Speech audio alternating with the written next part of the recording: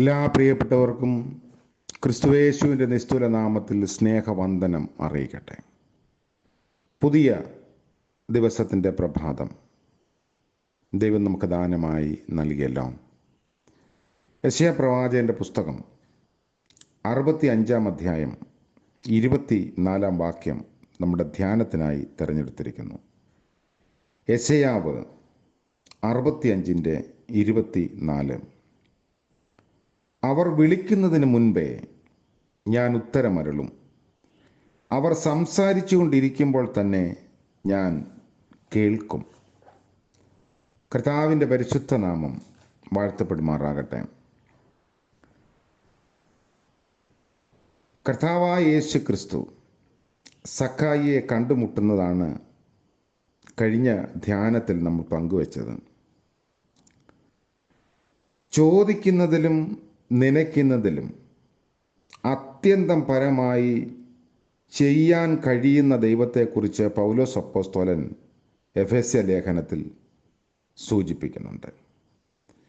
നമ്മുടെ ആഗ്രഹങ്ങൾക്കും പ്രതീക്ഷകൾക്കും ഉപരിയായി ചെയ്യുന്നവനാണ് ദൈവം. ഇത് സക്കായിയുടെ അനുഭവത്തിലും വെളിവായതാണ്. യേശുവിനെ ഒരു നോക്ക് കാണാൻ മാത്രമേ അയാൾ ആഗ്രഹിച്ചുള്ളൂ. പക്ഷേ അയാൾ കേട്ടത്, സക്കായിയെ വേഗം ഇറങ്ങി വരിക, ഇന്ന് ഞാൻ നിന്റെ വീട്ടിൽ പാർക്കേണ്ടിയിരിക്കുന്നു.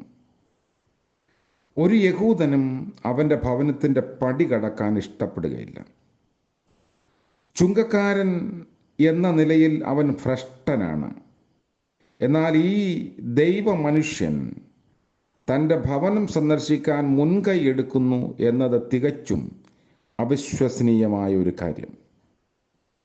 ഒന്ന് ചോദിച്ചപ്പോൾ 2 കിട്ടി എന്ന തലക്കെട്ടിൽ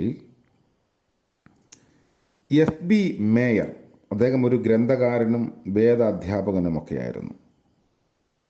അദ്ദേഹം എഴുതിയ ഒരു സംഭവ കഥ വായിച്ചിട്ടുണ്ട്. ഒരിക്കൽ ഒരു കപ്പലിൽ അദ്ദേഹം യാത്ര ചെയ്യുമ്പോൾ പരിചയമുള്ള കപ്പൽ മേധാവി അദ്ദേഹത്തോട് പറഞ്ഞു, ഈ കപ്പലിൽ യാത്ര ചെയ്യുന്നവർക്ക് വേണ്ടി ഒരു ബൈബിൾ ക്ലാസ് എടുക്കാമോ? FB മേയർ അത് വളരെ സന്തോഷത്തോടെ സ്വീകരിച്ചു. പ്രാർത്ഥനയ്ക്ക് ഉത്തരം സുനിശ്ചിതം എന്ന ഒരു വിഷയത്തെക്കുറിച്ചാണ് അദ്ദേഹം ക്ലാസ് എടുക്കാൻ തുടങ്ങിയത്. ആ യാത്രയിൽ ഒരു നിരീശ്വരവാദി ഉണ്ടായിരുന്നു. അദ്ദേഹവും ഈ ക്ലാസ്സിൽ ഇത് കേട്ടുകൊണ്ടേയിരുന്നു. അത് കഴിഞ്ഞ് നിരീശ്വരവാദി മറ്റൊരു യാത്രക്കാരനോട് പറഞ്ഞു, ഈ മേയർ പറഞ്ഞതിൽ ഒരു വാക്കും ഞാൻ വിശ്വസിക്കില്ല. അന്ന് തന്നെ മറ്റൊരു ഗ്രൂപ്പിന് വേണ്ടി ഇദ്ദേഹം ക്ലാസ് എടുത്തു. അവിടെയും നിരീശ്വരവാദി സംബന്ധിക്കാനായിപ്പോയി. അന്ന് രാവിലെ ഭക്ഷണമേശയിൽ നിന്നെടുത്ത 2 ഓറഞ്ചുകൾ അയാളുടെ പോക്കറ്റിലുണ്ടായിരുന്നു. കപ്പലിൻ്റെ തട്ടിൽ കൂടെ അദ്ദേഹം നടന്നു പോകുമ്പോൾ വളരെ പ്രായമുള്ള ഒരു സ്ത്രീ ഒരു കസേരയിൽ 2 കരങ്ങളും ഇങ്ങനെ മടിയിൽ ചേർത്ത് വെച്ച് ഗാഢ നിദ്രയിലിരിക്കുകയോ ധ്യാനിക്കുകയോ ഒക്കെ ചെയ്യുന്നത് കണ്ടു. ഇദ്ദേഹം നടന്നു പോയപ്പോൾ വെറുതെ ഒരു തമാശയ്ക്ക് വേണ്ടി അദ്ദേഹത്തിൻ്റെ പോക്കറ്റിൽ സൂക്ഷിച്ച 2 ഓറഞ്ചുകളും അവരുടെ കൈത്തലത്തിൽ വെച്ചിട്ട് നടന്നുപോയി. ക്ലാസ് എല്ലാം കഴിഞ്ഞ് തിരിച്ചു വന്നപ്പോൾ ഈ പ്രായമുള്ള സ്ത്രീ ഓറഞ്ച് പൊളിച്ച് ഓരോ അല്ലിയും ആർത്തിയോടെ വളരെ ആസ്വദിച്ച് തിന്നുകൊണ്ടിരുന്നു. അപ്പോൾ ഈ നിരീശ്വരവാദി പുഞ്ചിരിച്ചുകൊണ്ട് അവരോട് പറഞ്ഞു, ഓറഞ്ച് വളരെ ഇഷ്ടപ്പെട്ടു എന്ന് തോന്നുന്നല്ലോ, അത് ശരിക്കും നിങ്ങൾ ആസ്വദിക്കുകയാണ് അല്ലേ? ഇങ്ങനെയാണ് ചോദിച്ചത്. മറുപടിയായി ഈ സ്ത്രീ പറഞ്ഞു, ശരിയാണ് കുഞ്ഞെ, എൻ്റെ പിതാവ് എനിക്ക് ഏറ്റവും നല്ലവനാണ്. എന്താണ് ആ പറഞ്ഞതിൻ്റെ അർത്ഥമെന്ന് അയാൾ ചോദിച്ചപ്പോൾ പറഞ്ഞു, ഞാൻ പല ദിവസങ്ങളായി കപ്പൽ ചൊരുക്കുകൊണ്ട് വളരെ പ്രയാസത്തിൽ കഴിയുകയായിരുന്നു.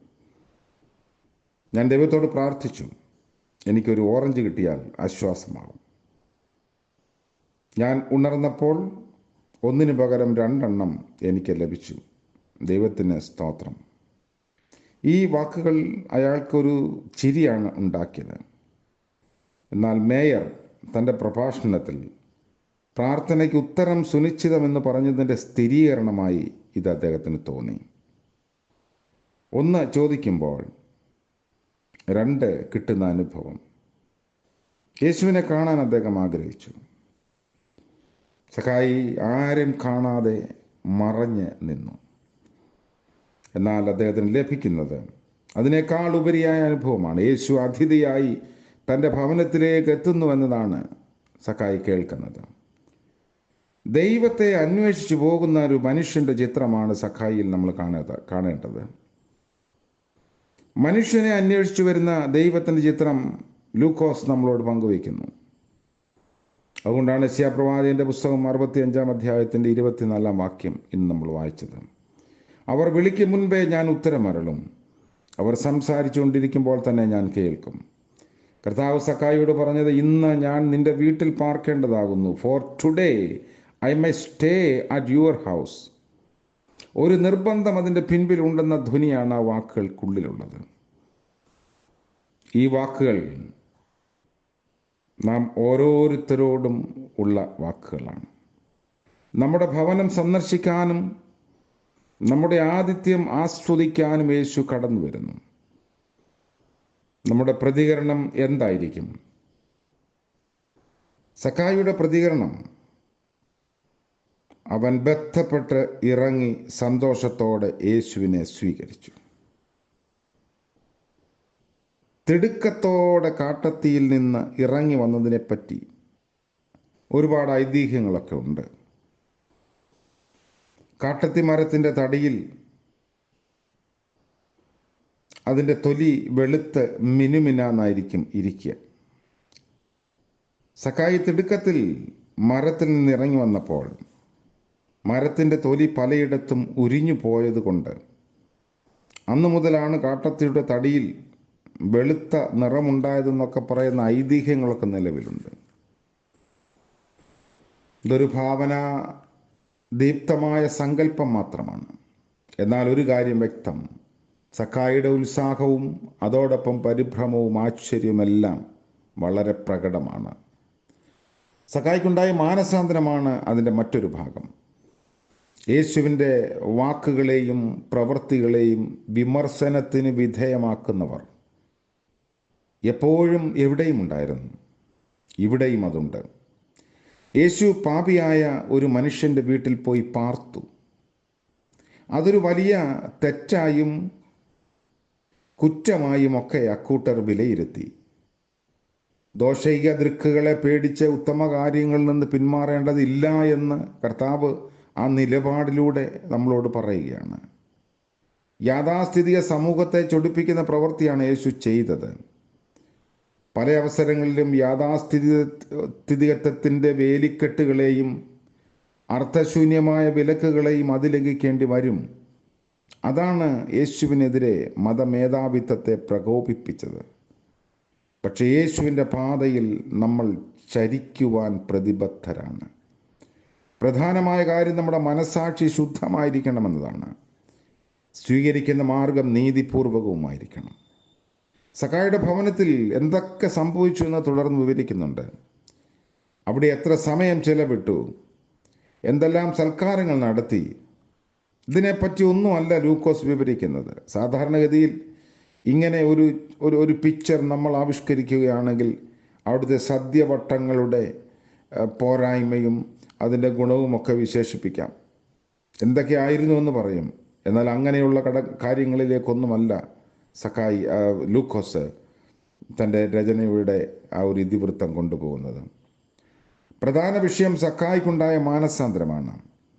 അതുകൊണ്ടാണ് അതിലേക്ക് നമ്മുടെ ശ്രദ്ധ വരുത്തുന്നത്. യേശുവിൻ്റെ സാന്നിധ്യം അനുഭവിച്ച ഒരാൾക്ക് അതേപടി തുടരാൻ സാധ്യമല്ല. മാറ്റങ്ങൾ അനിവാര്യമാണ്. കൊടും പാപിനിയായ ഒരു സ്ത്രീ പാതാന്തികത്തിലെത്തിയപ്പോൾ പശ്ചാത്താപ വിവശയായി എന്ന് ലൂക്കോസ് 7-ാം അധ്യായത്തിൽ വിവരിക്കുന്നുണ്ട്. അനുതാപത്തിൻ്റെ ഉത്തമ ദൃഷ്ടാന്തങ്ങളായി ഈ 2 വ്യക്തിത്വങ്ങളും ലൂക്കോസിൻ്റെ സുവിശേഷത്തിലുണ്ട്. ചുങ്കക്കാരൻ്റെയും പാപിനിയായ സ്ത്രീയുടെയും അനുതാപത്തെ കൈക്കൊണ്ടവനായ ദൈവമേ എന്ന തരത്തിൽ ചില പ്രാർത്ഥന രീതികളും ശകലങ്ങളുമൊക്കെ ഈസ്റ്റേൺ ആരാധനാക്രമങ്ങളിലുണ്ട്. ശരിയായ മാനസാന്തരത്തിന് 4 കാര്യങ്ങളാണ് ഉണ്ടാകേണ്ടത്: പാപബോധം, പശ്ചാത്താപം, ഏറ്റുപറച്ചിൽ, പ്രായശ്ചിത്തം.